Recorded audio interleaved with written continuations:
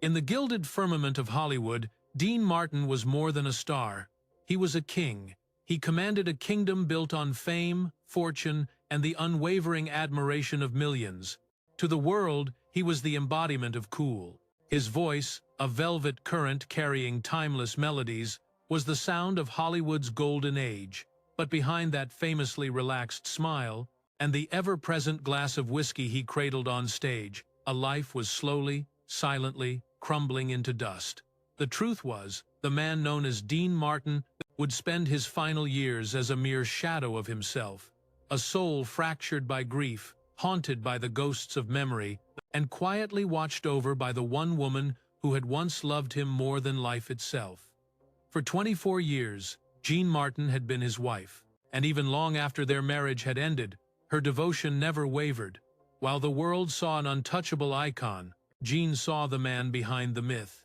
She saw what fame had stolen from him, the crushing loneliness, the silent regret, and the one devastating loss that no amount of applause could ever heal. Theirs was a story that began under the bright lights of glamour and ended in the hushed quiet of unbearable sorrow, a tale of love, loyalty, and loss, so profound, not even Hollywood could have written it. This is the tragic final chapter of Dean Martin and the woman who bore witness to his slow fade to black. From Steubenville to stardom, Dean Martin's story was not born in a mansion or on a soundstage. It was forged in the gritty, gray streets of Steubenville, Ohio, a tough-as-nails steel town on the banks of the Ohio River. He was born Dino Crocetti on the 7th of June, 1917, the son of two Italian immigrants, each chasing their own fragile piece of the American dream. His father, Dino Crocetti, had journeyed from Abruzzo, Italy, in 1913, opening a small, unassuming barber shop, while his mother, Angela, a first-generation Italian-American, filled their home with the sound of song. Their house was an island of warmth, always filled with laughter, food, and the melodies of Italian folk songs. But money was a constant shadow, and English was a foreign language within its walls. When young Dino first set foot in a school, he couldn't decipher a single word his teachers spoke. His thick accent became a beacon for bullies. They tormented him without mercy, their taunts echoing his broken English. He would later joke that he was too smart for school, but the truth was far more painful. It was a profound loneliness that pushed him out the door. By the 10th grade, he had vanished from the classroom entirely, convinced that life's real lessons were learned on the streets. Those lessons came hard and they came fast. He took any job he could get, a steel mill laborer, a gas station attendant, a milkman, even a runner of bootleg liquor in the shadow of Prohibition. He also stepped into the prize ring, fighting under the name Kid Crochet, a scrappy welterweight who fought 12 brutal matches and had his hand raised in victory only once. "I won all but 11, he would later laugh, masking the sting of the past with his perfect timing. The fights left their mark, a crooked nose, a split lip, and hands scarred by the trade. Years later, when fame had found him, the comedian Lou Costello would quietly pay to have that nose fixed, a small gesture that helped sculpt the suave image the world would adore. In those lean years, Dino shared a tiny, cramped New York apartment with his friend and fellow entertainer, Sonny King. They were broke, but their ingenuity was rich. When the money disappeared, they would stage bare-knuckle fights right in their living room, charging $5 a ticket. On a good night, they might clear $50, barely enough to keep the landlord at bay. On the bad nights, they'd stage fake phone calls in diners just for the chance to steal a few bites off plates that others had left behind. It was in the crucible of these desperate times that Dean's magnetic charm began to truly take shape, while working as a croupier in an illegal casino tucked away behind a tobacco shop. He would sing softly between hands, his voice a low hum to soothe the gamblers. One night, a band leader named Ernie McKay heard that voice cut through the smoky air and offered him a singing job. Dean said yes, and with that one word, his entire world shifted on its axis. He began performing under a new name, Dino Martini. Drawing inspiration from the great Italian tenor Nino Martini, he began to trace a path across the humble stages of Ohio and Pennsylvania. By 1940, fate led him to the bandstand of Sammy Watkins, A man who offered a single piece of advice that would echo through eternity. You've got the voice, kid, but if you truly want to go places, drop the I, make it Dean Martin. It was more than a suggestion, it was an alchemy. The name itself was a melody, smooth, American, and impossible to forget. And in that moment, the blueprint for a legend was drawn. But the man himself had no inkling of the cost, no idea of the immense pain and staggering glory that name would one day carry. A story of love, marriage, and ultimate betrayal. By the early 1940s, the currents of Dean Martin's life were finally turning upward. He possessed the voice, the charm, the relentless ambition. The one thing missing was an anchor. That anchor appeared in 1941, in the form of Elizabeth Ann Betty McDonald, a woman from Ohio whose warmth belied a quiet strength. She fell in love with the man, not the myth, long before the Klieg lights found his face. They wed that same year, while the name Dean Martin was still just a whisper in smoky rooms. Together, they navigated the lean years of his ascent, a life scored by small-time club dates and the hollow echo of empty promises, unpaid performances, and the gnawing uncertainty of a dream deferred. In this storm, Betty was his harbor. While Dean's voice filled the smoky air of lounges and dance halls, she was home, building a life, raising a family that grew with each passing year. They would welcome 4 children, Craig in 1941, Claudia in 1944, Gail in 1945, and Dina in 1948. On stage, Dean's easy smile and velvet voice were a siren's call to audiences. But off stage, behind the curtain, he was just a young father fighting to keep the lights on. He was charming, yes, but a deep restlessness stirred within him. Fame was beginning to call his name, and it brought with it temptations that could fracture even the strongest of bonds. As his star climbed higher, his marriage began to plummet. Betty was fighting a private war, lost in a battle with the bottle. She would disappear, sometimes for days, sometimes for weeks at a time. Dean, in stark contrast, was adrift in a sea of beautiful women, blinding flashbulbs, and parties that never seemed to end. It was a tide he made no effort to resist. The stories of his affairs became the currency of Hollywood whispers, though they rarely found their way into print. His public armor, the smooth gentleman, always ready with a drink and a joke, deflected the gossip. But at home, the damage was deep and irreversible. By 1949, the foundation had crumbled to dust. Dean filed for divorce. In a decision that was highly unusual for the era, he was awarded custody of all 4 children. Betty, a ghost in her own story, quietly moved to San Francisco, seeking refuge far from the blinding fame that was poised to consume her former husband. She lived out her days in near anonymity, passing away in 1989, decades after Dean had built a new life, though she was never quite free from the shadow of his name. Just 1 week after the divorce was finalized, Dean married again. This time to Jeanne Biegger, a luminous model and a former Orange Bowl queen. Their wedding, on September 1, 1949, was a true Hollywood spectacle, with his partner, Jerry Lewis, serving as best man. Jeanne was the embodiment of grace and steadfast loyalty, and for a fleeting moment, it seemed Dean had finally found his balance. She stood by him through his most monumental successes.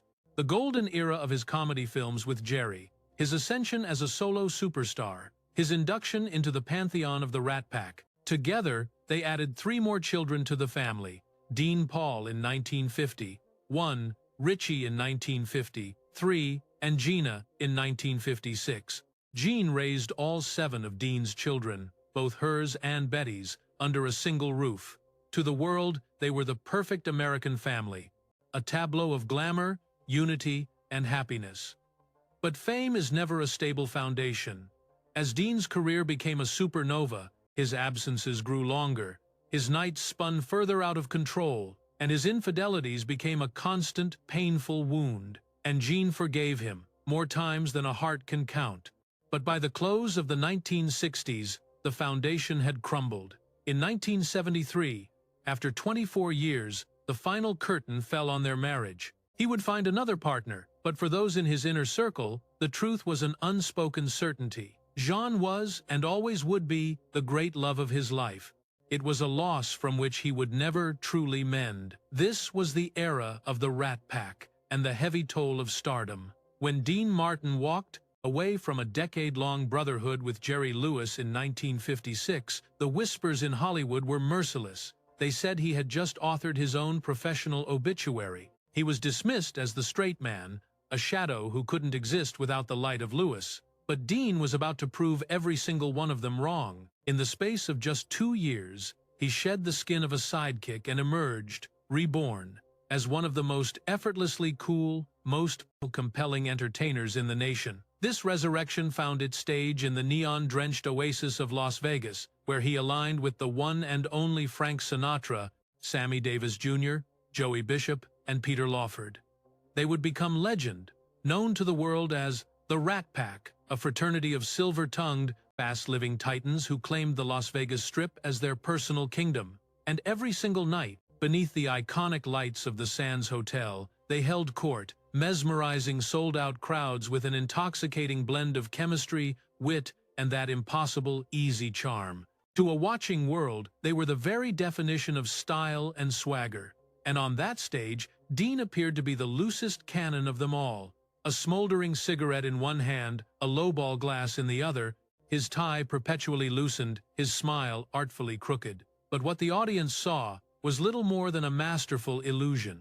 The amber liquid in his glass was often just apple juice. The slurred speech, the languid jokes, it was all part of a performance, a carefully constructed act so persuasive that Sinatra himself would later confess that Dean had them all fooled. He was the only sober one in the room, but while the performance catapulted him to stardom, it also erected an invisible wall between the man and the legend he portrayed. The world no longer saw Dean Martin. They saw the king of cool, an icon of unshakable confidence, even in the moments he felt anything but. For behind the velvet curtain, the real Dean was a quiet, solitary man, haunted by a profound loneliness. He had no taste for the after-parties, the late-night card games that Sinatra craved. When the applause faded, his routine was simple. He would go home, turn on the television, and drift off to sleep, alone. And yet, on screen, his charisma was a force of nature. With powerful performances in films like Rio, Bravo, and The Young Lions, he silenced every last critic who had ever dared to write him off. He revealed a depth, a vulnerability, a dramatic range that no one had ever seen coming. Hollywood had tried to cage him in a simple box, the crooner, the comedian's foil. But Dean Martin simply shattered the box. Then, in 1965, came The Dean Martin Show. The network, NBC, wanted to bottle his lightning for television, but Dean laid down terms no star of his stature would ever dream of demanding. He wanted no rehearsals. He would work only 1 day a week. And he demanded complete ownership of the program after its initial run.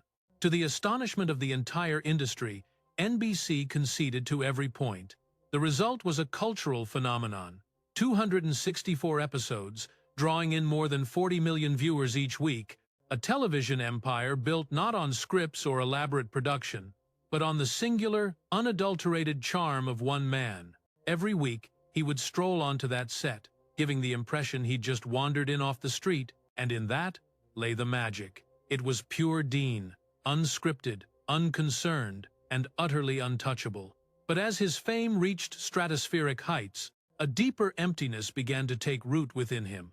The laughter, the thunderous applause, the circle of famous friends. It was all real, yet it felt as transient as a desert mirage. Dean himself once mused that, with luck, you didn't need to be smart. But luck is a fickle companion, and as the 1970s drew to a close, the light in Dean Martin's world, and in his heart, began to fade. And then came the day it was extinguished completely. On March 21, 1987, Dean Martin's world simply ceased to exist. His son, Dean Paul Martin, a gifted actor, a musician, a captain in the Air National Guard, was gone. His 4C Phantom jet had vanished into a California mountainside during a blinding snowstorm. He was only 35 years old. For Dean, his son Dino had been his entire world, his pride, his reason for being. He was the golden boy, a name Dean himself had bestowed upon him. Theirs was a connection that transcended words, an unspoken bond. Dean had weathered the storms of divorce, the blinding glare of fame, and the whispers of scandal. But nothing in that life could have prepared him for the loss of his son. For 6 agonizing days, the search for the wreckage continued, and when it was finally over, Dean Martin retreated into a fortress of silence. Those who knew him best say he was never the same again. The easy smile vanished, the performances stopped, and the light in his eyes simply went out. His longtime friend, Rich Little, reflected, "Once he lost his son, that was the end of him." In a cruel twist of fate, at the time of the crash, Dean was preparing for a grand tour with Sinatra and Sammy Davis Jr., a reunion billed as the ultimate event. It was meant to be the glorious return of the Rat Pack, but in the wake of Dean Paul's death, the music inside him died.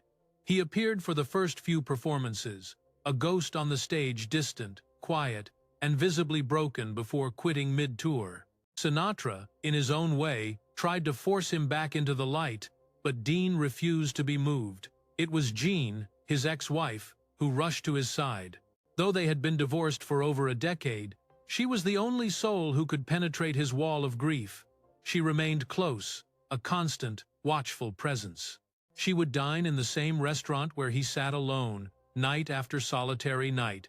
She never intruded, she simply bore witness, a quiet guardian, watching faithfully as the man she once loved slowly faded away. That tragic year marked the true end of Dean Martin's spirit. The world still saw the star who once sang, "Everybody loves somebody," but those in his inner circle saw a man consumed by a grief that had no bottom. His famous line, "I'm just waiting to die," was no longer a joke. It was a stark confession.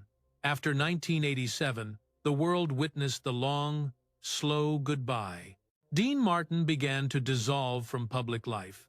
He rarely set foot on a stage, rarely entertained company, and spent most of his evenings as a solitary figure, sitting in the dim light of Beverly Hills restaurants, the very same places where Jeanne would also sit, a silent sentinel across the room. It was as if she was bound by an unspoken promise to watch over him, even when all words had become useless. By 1993, his own health began to betray him. A lifetime of smoking had finally caught up. Doctors delivered the grim diagnosis of lung cancer and implored him to have the surgery. He refused. "No," he quietly told his friends, "I've had a good life." In that one simple sentence, you could hear the profound exhaustion of a man who had borne too much loss. He lived out his final months in near-total silence, surrounded by the ghosts of old photographs, the flickering blue light of television reruns, and the fading, precious memories of his son.